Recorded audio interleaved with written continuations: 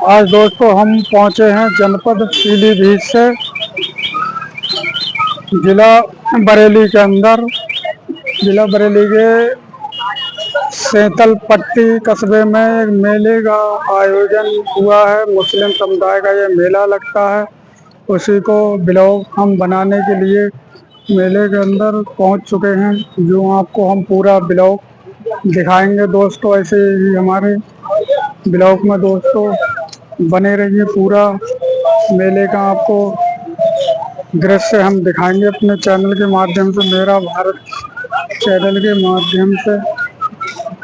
आज हम ये मुस्लिम समुदाय का मेला लगता है, इसमें हिंदू भी बड़ी संख्या में इस मेले में मेला देखने के लिए पहुंचते हैं, जो आपको हम पूरा ब्लॉग दिखाएंगे आगे का। जो आगे आप बने रहिए हमारे वीडियो के अंदर। मैं ब्लॉगर हरीश कुमार।